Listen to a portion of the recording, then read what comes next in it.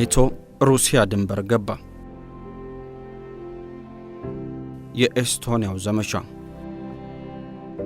የዜሌንስኪ ክንድ መፈርጠም፣ የፑቲን እጆች እየዛሉ መምጣት፣ የኔቶ ስጋት ማየልና የጦርነት ዝግጅት መጧጧፍ አይቀሬውን እልቂት ሊለክሱት ይሆን በሚል በርካቶችን አስግቷል።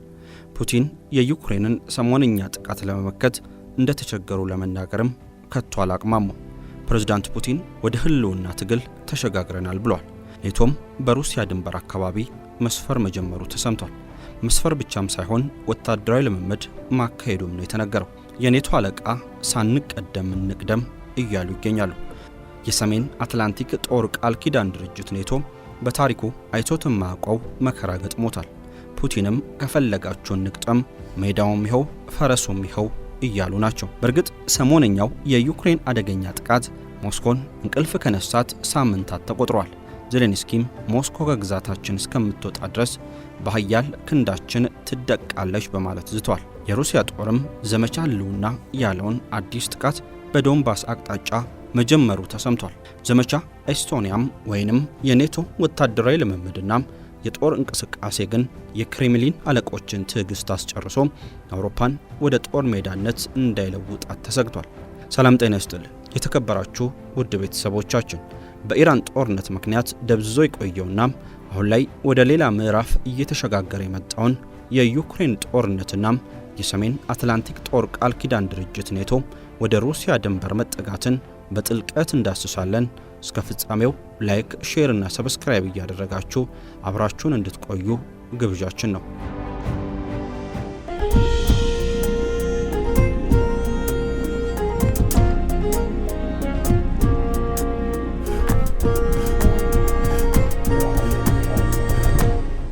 የኔቶ ወደ ሩሲያ መጠጋትና የጦር ልምምድ።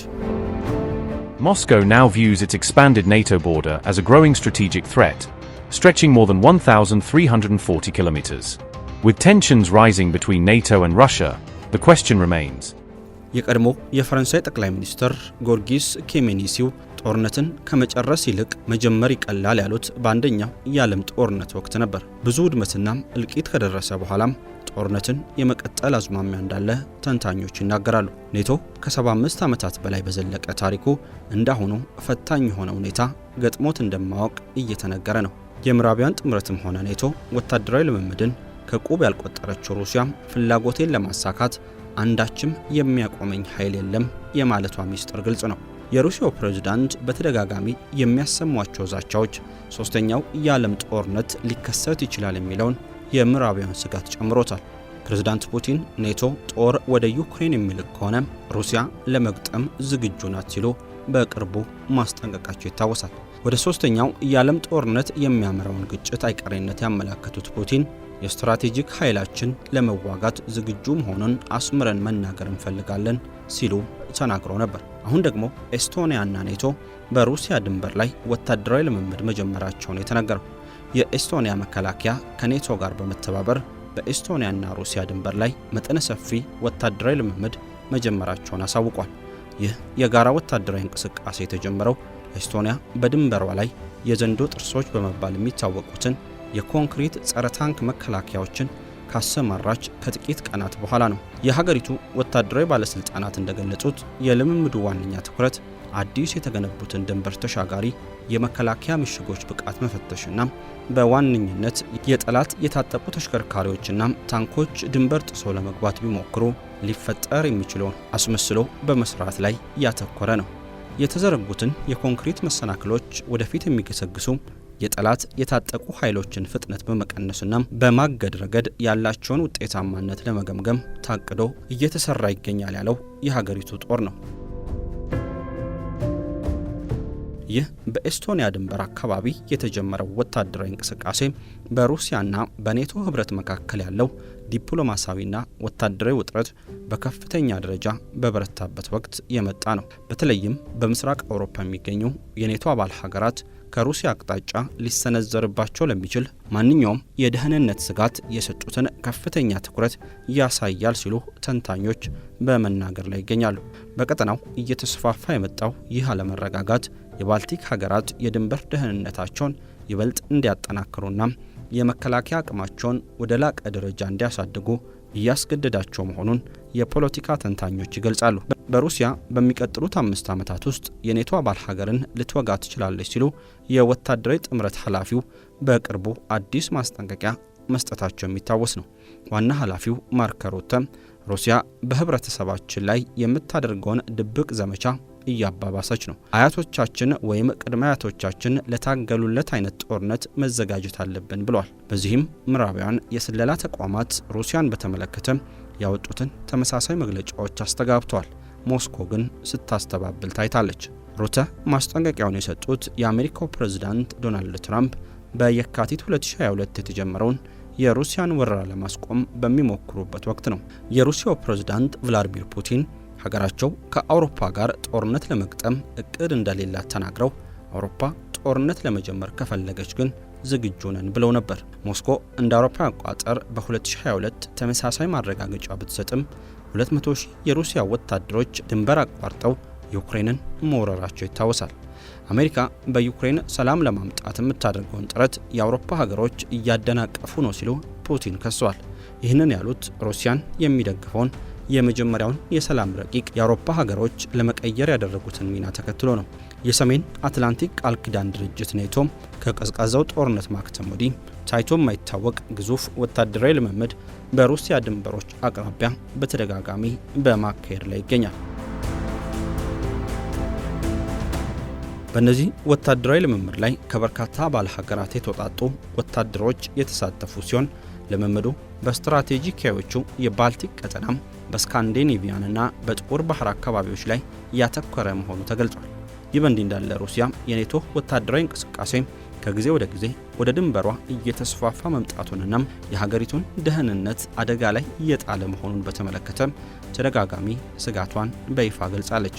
ሆኖም የሞስኮን ተቃውሞ ወደ ጎን የተወው የኔቶ ጦር ጥምረት ታንኮቹንና ከባድ የጦር መሳሪያዎቹን ወደ ሩሲያ ድንበሮች ይበልጥ በማስጠጋት ቀጠናዊ ውጥረቱን ወደ አዲስ ምዕራፍ አሸጋግሮታል። ኔቶ በአውሮፓ በተጠንቀቅ የሚቆሙ ወታደሮቹን ቁጥር ከ40,000 ወደ 300,000 ለማሳደግ ያለውን እቅድ ይፋ አድርጓል። በምስራቅ በኩል ያለውን ጦርም ማጠናከር ጀምሯል። ይህ አካባቢ ከሩሲያ ጋር ድንበር የሚያጋራ ነው። ኔቶ በአሁኑ ወቅት ቡልጋሪያ፣ ሃንጋሪ፣ ሮሜኒያ፣ ስሎቬኪያና የባልቲክ ሀገራት ውስጥ 8 መቀመጫዎች አሉት። ከጦርነቱ በፊት 4 ብቻ ነበሩ። የሩሲያ ኢኮኖሚ ከ3 ዓመታት በላይ በጦርነት ላይ ቆይቷል። ፋብሪካዎቿ ከጊዜ ወደ ጊዜ እየጨመረ የመጣውን የድሮን የሚሳኤልና የመድፍ ፍላጎት ለማሟላት እየሰሩ ናቸው። ኪኤል የዓለም ኢኮኖሚክ ተቋም በቅርቡ ባወጣው ሪፖርት መሰረት ሩሲያ በየወሩ 150 ታንኮችን፣ 550 የእግረኛ ጦር ተሽከርካሪዎችን፣ 120 የላንሴት ድሮኖችንና ከ50 በላይ የመድፍ ተተኳሾችን ታመርታለች። እንግሊዝና አብዛኛዎቹ የምዕራባውያን አጋሮቿም በዚህ ደረጃ ላይ አይደሉም። ተንታኞች እንደሚሉት የምዕራቡ አውሮፓ ፋብሪካዎች የሩሲያን የጦር መሳሪያ ምርት ለመመጣጠን ዓመታት ይፈጅባቸዋል። ፕሬዝዳንት ቭላዲሚር ፑቲን ሀገራቸው ብሔራዊ ደህንነቷን በአስተማማኝ ሁኔታ የማረጋገጥና የሚደቀኑባትን ፈተናዎች በብቃት የመጋፈጥ ሙሉ አቅም እንዳላት ተናግሯል።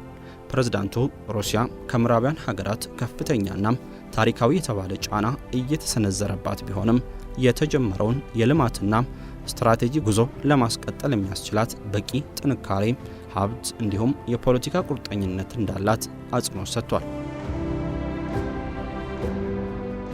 ፑቲን ገዢው ዩናይትድ ሩሲያ ፓርቲ ባካሄደው ጉባኤ ላይ ባደረጉት ንግግር ሀገራቸው በአሁኑ ወቅት በአስቸጋሪና ፈታኝ ወቅት ውስጥ እያለፈች መሆኑን ገልጸዋል። ሆኖም ግን ሩሲያ ካለፉት ታሪካዊ ተሞክሮዎችና ልምዶቿ ትልቅ ትምህርት መውሰዷን ፕሬዝዳንቱ የጠቆሙ ሲሆን የሀገሪቱ አመራር በአሁኑ ወቅት ያሉትን ችግሮች ስፋትና መጠን በሚገባ እንደሚረዳውና እነዚህን ተግዳሮቶች በዘላቂነት ለመፍታት ቀጣይነት ባለው መልኩ ርብርብ እያደረገ እንደሚገኝ አስረድተዋል። ፕሬዝዳንት ፑቲን የሽብር ጥቃቶች በማለት የገለጿቸውን ድርጊቶች በመጥቀስ የሀገሪቱ የደህንነት ባለስልጣናት እነዚህን መሰል አደገኛ ጥቃቶች ለመመከትና ተገቢውን ምላሽ ለመስጠት አስፈላጊ እርምጃዎችን በሙሉ እየወሰዱ መሆኑን አስገንዝቧል። ሩሲያ በዩክሬን ላይ ወረራ መፈጸሟን ተከትሎ ወትሮም ፍጥጫ የማይለየው ከምዕራባውያን ጋር የነበራት ግንኙነት ፍጹም ተበላሽቷል። ለዓመታት በጥርጣሬና በውጥረት ውስጥ የቆየው የሩሲያና የምዕራባውያኑ ግንኙነት ዩክሬን ውስጥ ጦርነት መቀስቀሱን ተከትሎ ለይቶለት ወደ ግጭት እንዳይገባም ስጋት ከተፈጠረ 4 ዓመታት ሆኖታል። በ2014 ዓ.ም ሩሲያ 200,000 ወታደሮቿን አዝምታም ዩክሬንን ስትወር ምዕራባውያን ላይ ስጋት በመፈጠሩ በአንድነት ሆነው ዩክሬንን በቢሊዮኖች የሚቆጠር ገንዘብ አውጥተው በማስታጠቅ በተዘዋዋሪ ከሩሲያ ጋር ጦርነት ውስጥ ገብተው ነበር። በ4 ዓመት ውስጥ በተካሄደው ጦርነት እስካሁን ከዩክሬንና ከሩሲያ በኩል 1 ሚሊዮን ያክል ሰዎች ሞተዋል አሊያም ቆስለዋል። ሩሲያ ከዩክሬን ጋር ፊት ለፊት ከምታደርገው ጦር ባሻገር ከምዕራባውያን ጋር በሌላ ግንባር የአሻጥር ጦርነት እያደረገች ነው ሲል የሰሜን አትላንቲክ ጦር ቃል ኪዳን ድርጅት ኔቶ ያምናል። ኔቶ ድብልቅ ጦርነት በሚል የሰየመው የሩሲያ ጥቃት ዋነኛው ኢላማ ያደረገው የምዕራብ አውሮፓ ሀገራትን ሲሆን በዚህም ሌሎች ምዕራባውያን ለዩክሬን የሚያደርጉትን ወታደራዊ ድጋፍ ለማስቆም በማሰብ የሚፈጸም ነው። ቭላድሚር ፑቲን ከልዩ ወታደራዊ ዘመቻው ተሳታፊዎች ጋር ባደረጉት ስብሰባ ላይ ሩሲያ ጦርነቱን አልጀመረችም ሲሉ ተናግሯል። ግጭቱ የጀመረው እንደ አውሮፓ አቆጣጠር በ2014 በዩክሬን ከተካሄደው መፈንቅለ መንግስት ጋር ተያይዞ መሆኑንም ሞግተዋል። ምዕራባውያን የሚኒስክ ስምምነቶች የተፈረሙት ለኪየቭ ዳግም ማስታጠቂያና ለወታደራዊ እርምጃ እንድትዘጋጅ ጊዜ ለመስጠት ብቻ መሆኑን አምነዋል። ሩሲያ ከዶንባስ ጋር ከስምምነት ላይ እንድትደርስ ለ8 ዓመታት ኪየቭን ስትወተውት ቆይታለች። ሩሲያ በኔቶ ከተወከለው አጠቃላይ ምዕራባዊ ጋር ዓለም ብቻዋን እየተጋፈጠች ነው። ሁሉም የኔቶ አባል ሀገራት በሩሲያ ላይ ጠንካራ የጠላትነት እርምጃዎችን ለመውሰድ ጥረቶቻቸውን እያጠናከሩ ነው። ሩሲያ ከተሸነፈች ከክፍፍሉ ድርሻቸውን በማግኘት ተስፋ ብዙ ሀገራት ከ2022 በኋላ ኔቶን ተቀላቅሏል። ፑቲን በሩሲያ ላይ ስትራቴጂካዊ ሽንፈትን ማሳካት የቻለ ማንም የለም፣ ወደፊትም አይኖርም ብለዋል። ኔቶ በአሁኑ ወቅት በመላው አውሮፓና ሰሜን አሜሪካ 32 አባል አገራት አሉት። ሀገራቱ የሚጠቁ ከሆኑ እርስ በርስ ሊረዳዱ ስምምነት አላቸው። የኔቶ የመጀመሪያው ግብ ከሁለተኛው የዓለም ጦርነት በኋላም የሶቪየት ህብረትን መስፋፋት መከላከል ነበር። እንደ አውሮፓውያን አቆጣጠር በ1991 ሶቪየት ህብረት ስትወድቅ በርካታ የምስራቅ አውሮፓ ሀገራት ጥምረቱን ተቀላቅሏል። አልቤኒያ፣ ቡልጋሪያም፣ ሃንጋሪ፣ ፖላንድ፣ ቼክ ሪፐብሊክ፣ ስሎቫኪያም፣ ሮማኒያም፣ ሊቱዌኒያ፣ ላትቪያና ኤስቶኒያ የጥምረቱ አባል ሆነዋል። ኔቶ እንደ አውሮፓውያን አቆጣጠር በ1949 በዋሽንግተን በ12 ሀገራት የተመሰረተ ጥምረት ነው። መስራች ሀገራቱ ቤልጅየም፣ ካናዳ፣ ዴንማርክ፣ ፈረንሳይ፣ አይስላንድ፣ ጣሊያን፣ ሉክዘምበርግ፣ ኔዘርላንድስ፣ ኖርዌይ፣ ፖርቹጋል፣ ዩናይትድ ኪንግደም እና አሜሪካ ናቸው። የሩሲያ የረዥም ጊዜ አቋም ዩክሬን ከዶኔትስክ፣ ሉሃንስክ፣ ኬርሶንና ዛፓሮዥያ ክልሎች መውጣትና ኔቶን ለመቀላቀል የምታደርገውን ጥረት ማቆም አለባት የሚል ነው። ኪየቭ ግን ለሞስኮ የሚቀርብ ማንኛውም ስምምነት ወደፊት እንደገና እንድትወረወር እንደሚያበረታታት በመግለጽ ማንኛውንም ግዛት ለመስጠት ፍቃደኛ አልሆነችም። ሩሲያ ሙሉ ወረራ የከፈተችባት የክሪሚያን ባህር ገብ መሬት ከተቆጣጠረች 8 ዓመታት በኋላ እንደሆነም ጠቅሳለች። ዓለም እስካሁን ድረስ መከላከያ ያላገኘላቸውን ከ10 እስከ 27 ከድምፅ ፍጥነት እጥፍ የሚምዘገዘጉት ኪንዝሃልና ሃይፐርሶኒክ ዘመናዊ ሚሳኤሎቿ የተመረጡ ወታደራዊ ኢላማዎችንና የነዳጅ ዴፖዎችን ዶግ አመድ አድርጓል። የዩክሬን ጥቃት የበረታባቸው ፑቲን Ukraine has started a campaign of strikes inside Russia as part of what President Volodymyr Zelensky calls a 40-day effort to push the Kremlin to end the war. የዩክሬኑ ፕሬዝዳንት ቮሎዲሚር ዜሌንስኪ በድል ጎዳና ላይ ናቸው። የሩሲያ እምብርት የሆነችውን ሞስኮን ጭምር እያወደሙም ይገኛሉ። በዚህም በኃያሏ ሩሲያ የኃይል እጥረት እንዲከሰት ማድረጉን የክሬምሊን አለቆች ጭምር በመናገር ላይ ናቸው። በኃይል አቅርቦት መቆራረጥ ምክንያት ሩሲያ አስቸጋሪ ወቅት ላይ መውደቋን ፑቲን አስረድቷል።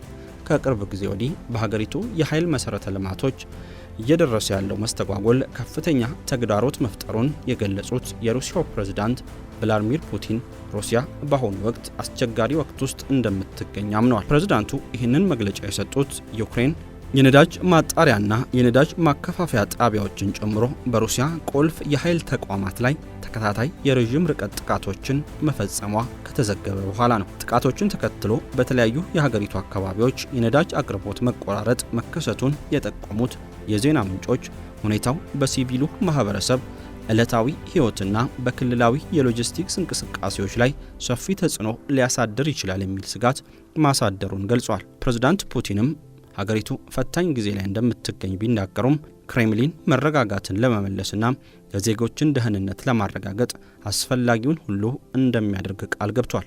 የሩሲያ ባለስልጣናት በበኩላቸው ግጭቱ ከጦር ግንባር ርቀው በሚገኙ መሰረተ ልማቶች ላይ እያደረሰ ያለውን ጫና ለመቀነስና የኃይል አቅርቦቱን ለማረጋጋት አስቸኳይ እርምጃዎች እየተወሰዱ መሆኑን አሳውቋል። ዩክሬን በሩሲያ ደቡባዊ ክፍል በሚገኝ አንድ ትልቅ የነዳጅ ማጣሪያ ላይ ጥቃት በማድረሷ ቢያንስ የ2 ሰዎች ሕይወት ማለፉን የሩሲያ ባለስልጣናት አሳውቋል።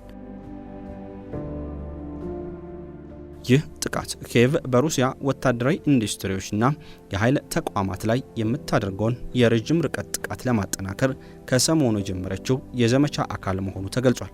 ዩክሬን አሁናዊውን ጥቃት ሞስኮ የምታገኘውን ገቢ ለማቋረጥና የሩሲያ ዜጎች የጦርነቱ መዘዝ እንዲሰማቸው ለማድረግ ያለመ ነው ስትል አሳውቃለች። የምዕራባውያን ተንታኞች በበኩላቸው ጥቃቶቹ ሩሲያን የነዳጅ አቅርቦትና የወታደራዊ ቁሳቁስ ስርጭት በማስተጓጎል የሞስኮን የጦር ሜዳ እንቅስቃሴ እያቀዛቀዘው እንደሆነና ክሬምሊን ለድርድር እንዲቀመጥ ግፊት እያሳደረበት መሆኑን ይናገራሉ። በደቡባዊ ሩሲያ ከሚገኙት ዋነኛ የነዳጅ ማጣሪያዎች መካከል አንዱ የስሎቫኒስክ ተቋም ሲሆን በዓመት ወደ 4 ሚሊዮን ቶን የሚጠጋ ድፍድፍ ዘይት ማጣራት ይችላል ተብሏል።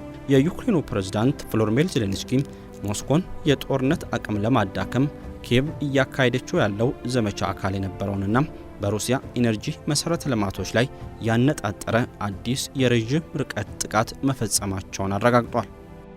ተጠባቂው የፑቲን የበቀል ብትር።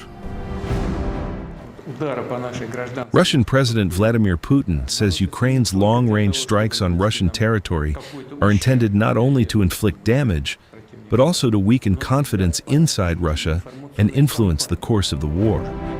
ኮንስታንቲኒቫ ከተማ በከበባ ውስጥ እያስገባ እንደሚገኝ ከሰሞኑ እየተነገረ ነው። የዩክሬን ወታደሮች እንደገለጹት ከተማው ሙሉ በሙሉ በየትኛውም ኃይል ስር ስላልወደቀ ግራጫ ክልል ሆኗል። ከጀርባችን ያሉ አካባቢዎች ላይ ሰፍሯል።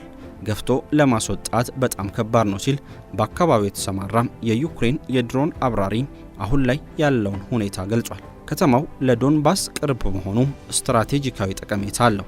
የሩሲያ ጦር ከተማውን ሙሉ ለሙሉ ከተቆጣጠረም የዩክሬን ወታደሮች በምስራቃዊ ክልል የመጨረሻ ጠንካራ ይዞታ የሆኑ ስፍራዎችን መያዝ ይችላል። የሩሲያ ወታደሮች ክራማቶርስክና ስሎቫኒስክ የተባሉ ከተሞች መያዝ ከቻሉ ዶንባስን ሙሉ ለሙሉ በቁጥጥራቸው ስር ያደርጋሉ። ዶንባስ ከተማን መያዝ የክሬምሊን ዋነኛው የጦርነት ግብ ነው። ዩክሬን ላለፉት ጥቂት ወራት በጠንካራ ሁኔታ ግዛቶቿን መቆጣጠር ችላ ቆይታለች። በያዝነው ዓመት ሰፊ የዩክሬን ይዞታዎችን ማስመለስ እንደተቻለም ተገልጿል። ሩሲያ በአውሮፓውያኑ 2022 በዩክሬን ላይ ወረራ መፈጸሟን ተከትሎ በአሁኑ ወቅት 20 በመቶ የሚሆነውን የዩክሬን ግዛት ተቆጣጥራ ትገኛለች። የተከበራችሁ ውድ ቤተሰቦቻችን ስለተከታተላችሁን ከልብ እናመሰግናለን። ጤና ይስጥልን።